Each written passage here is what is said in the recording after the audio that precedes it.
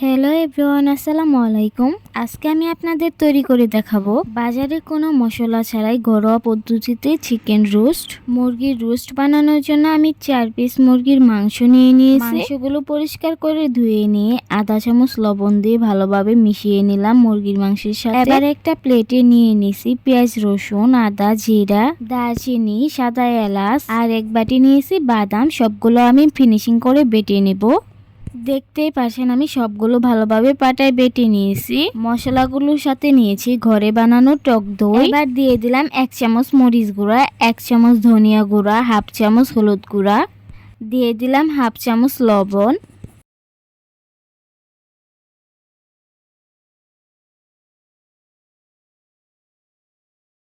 আরও দিয়ে দিচ্ছি 1 চামচ সয়া সস, 1 চামচ চিনি। যদি কেউ রোস্টে বেশি পরিমাণে মিষ্টি খেতে চায় তাহলে চিনিটা বাড়িয়ে দিলেও হবে। আর সাথে দিয়ে দিলাম 1 চামচ টমেটো সস। এবার ভালোভাবে পানি দিয়ে সবগুলো একসাথে মিশিয়ে নিব। মশলাগুলো মেশানো হয়ে গেলে রেস্টে রেখে কড়াইয়ে তেল গরম করে মুরগির মাংসগুলো ভেজে নিব।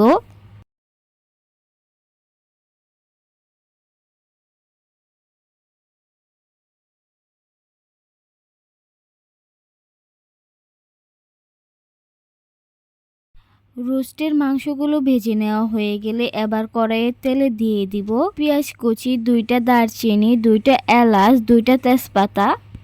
পেঁয়াজগুলো ব্রাউন কালার করে ভেজে নিয়ে মশলাগুলো দিয়ে কষিয়ে নিব।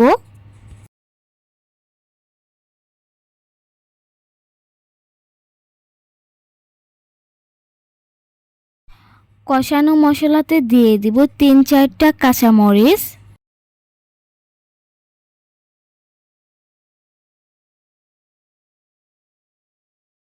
মশলাগুলো ভালোভাবে কষানো হয়ে গেলে রোস্টের মাংসগুলো দিয়ে দিব।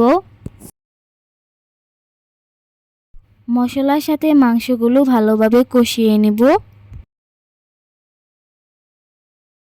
কষানো মাংসগুলোতে 1 গ্লাসের মতো পানি দিয়ে অল্প আঁচে 10 মিনিটের মতো রান্না করে নিলেই হয়ে যাবে।